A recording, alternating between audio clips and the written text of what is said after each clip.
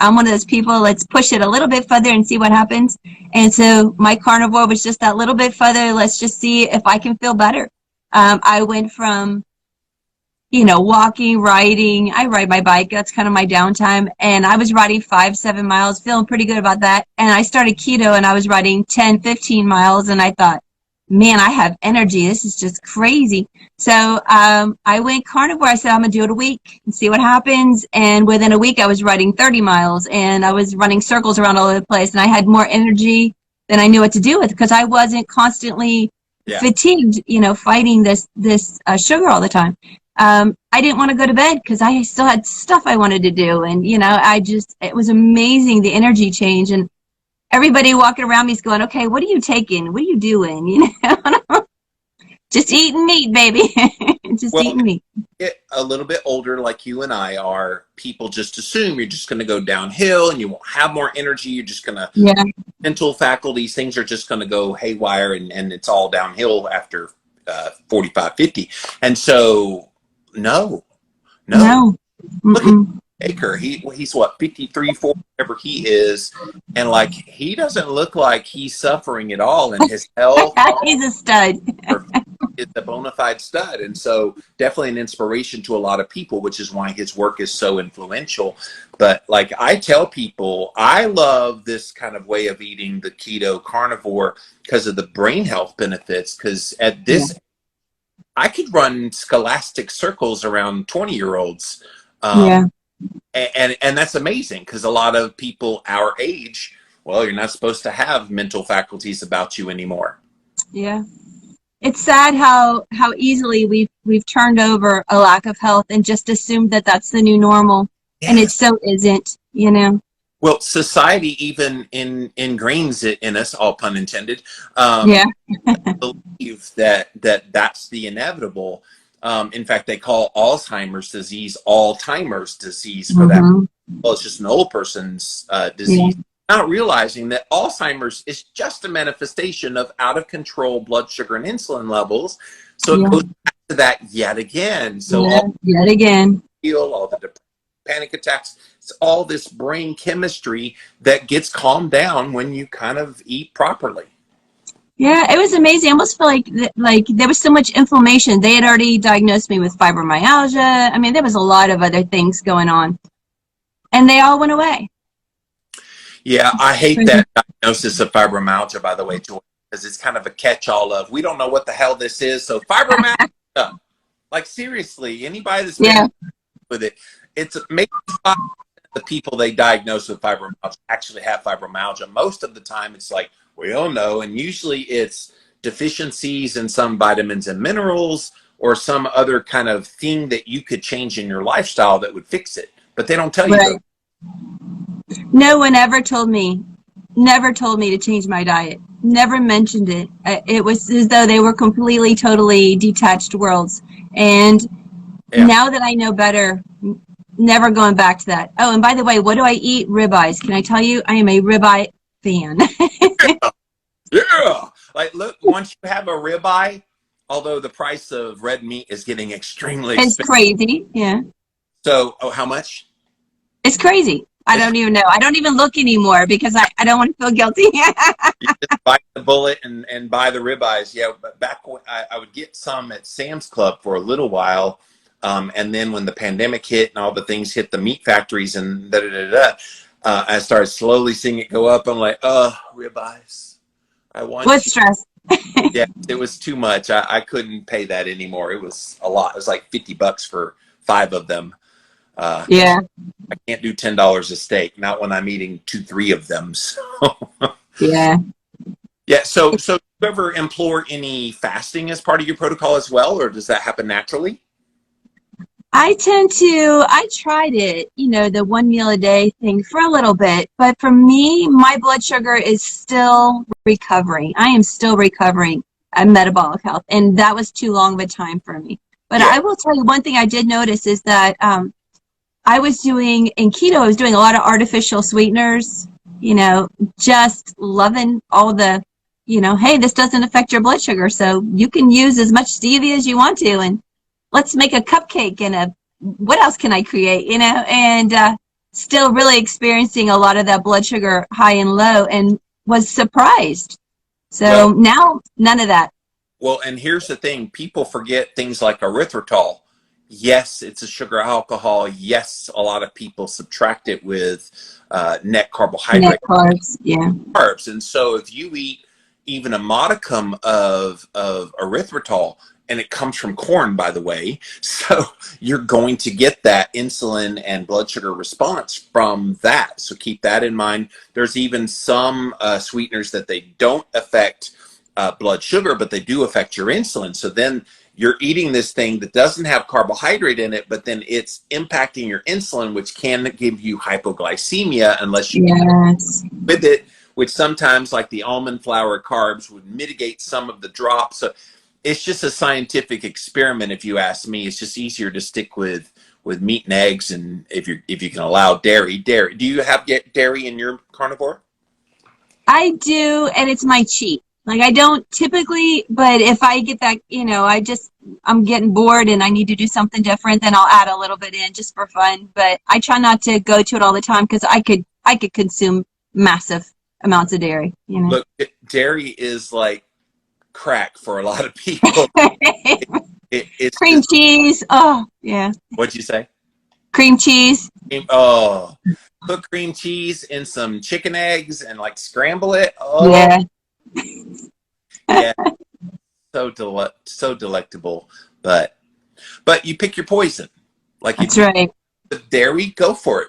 If you find yourself maybe breaking out, maybe having sluggishness after having a meal like that, okay, something about that meal, try taking the dairy out. Some people even have an aversion to eggs itself, and so take those out for that's the fun part. Like we were talking about earlier, N=1. You just kind of tinker around until you figure out what's best for you. That's right. That's right.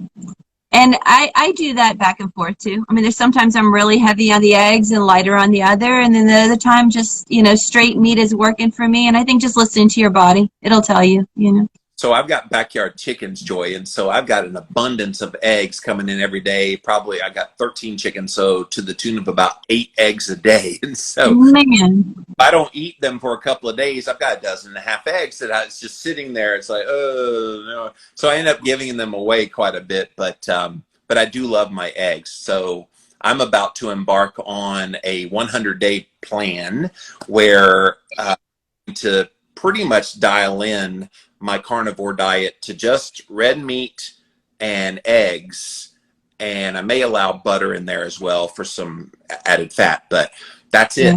And then water. And do that like every other day. So eat enough on those days. On those days, also do the very glycolytically demanding exercise, which I know you're a personal trainer. My favorite form of exercise, Joy, you're gonna love this as a trainer. I love to flip a 200-pound tractor tire in my yard. I'm pretty badass at flipping that thing in about 10 to 15 minutes. I get a full body workout. I'm exhausted. Yeah. I'm excited to kind of get going with that. And then walking, doing that as part of the protocol as well. I would love to swing some kettlebells as well, just on days that I don't want to flip the tire. So, yeah. We'll see. That's awesome. You have to let us know how you do on that. That'll be cool. Gee, I wonder if I had any kind of platform I could tell people about what that's fun.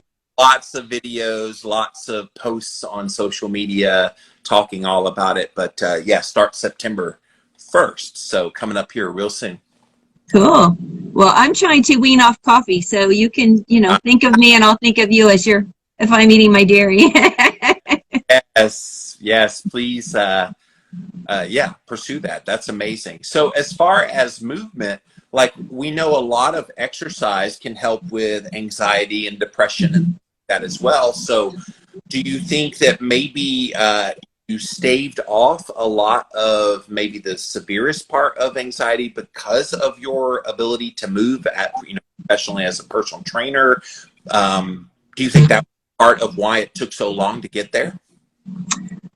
I don't know, but I look at it this way and say, anytime anytime you're feeling that stress, it's good to have an out, whatever it is that you love to do, do that thing, get outside of your head, walk, run, ride, whatever it is that gives you that, kind of burn off a little of that adrenaline.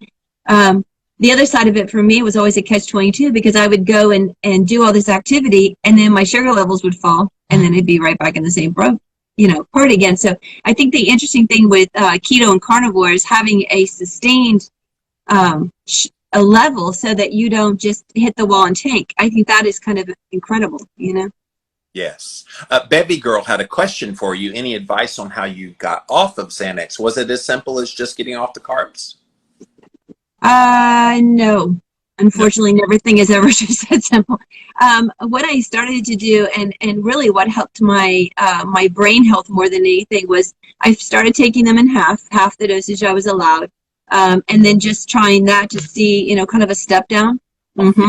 Yeah. And the other side was I upped my fats, and I know that sounds, kind of crazy, but it was almost like fat was like a blanket, and it just kind of surrounded my, I don't know, I would picture in my head like surrounding like a child when you tuck somebody in and you would comfort them and calm them down. It just seemed to calm my anxiety down, and that helped a lot. Tired of playing the mask game? Me too. That's why I wanted to tell you about the Unmask. This is a breathable, completely breathable. It covers, you can't even see that it's breathable, but it's breathable. Whether you're going on a plane, having to go into a store and wearing this thing, playthemaskgame.com is how you can get this mask. They come in all kinds of colors and everything. In fact, right there, you can see right through it what it is, but when you're wearing it, it does not look like it's anything different, but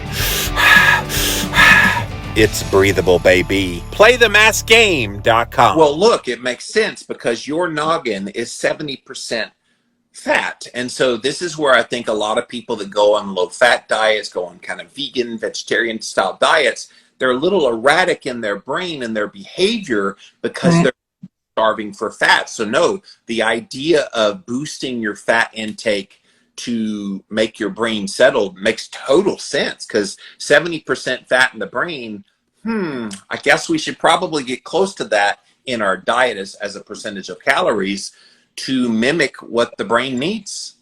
See, I wasn't even aware of that. I just knew that I felt so much better. The other thing too, I probably should have mentioned, is when I started all this, I was probably 90% vegan.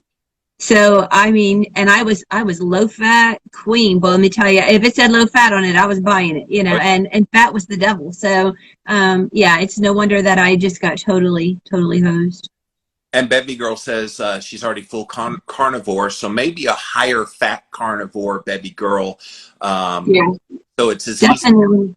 easy like a pat of butter on your steak or something like that. It adds a little more fat. Yeah, definitely. Fat is an insulator, and I think even those electric charges, it even kind of insulates you there. And it definitely was so much calmer. I was almost upset that more people hadn't told me. Like, I felt like I'd been ripped off a little bit. It's like, I've struggled for so many years and told so many people, and they've all watched me struggle. And yet, why was this never a conversation? Why was it always here, take a pill, talk to somebody? It was just out of my mind that it could possibly be that simple. It really was. I'm so glad I found this way of eating, truly. Well, you're now an inspiration to a lot of people. I'm really glad we're able to get your story out there. I'm really curious, though, because I love your story, by the way, because a lot of people go on some kind of a diet, either keto or carnivore, and you did both. Right. Funny, a lot of people that start keto slide into carnivore when they kind of want to get some of the things. It wasn't a weight loss story. Did you lose some weight, though, at all? I lost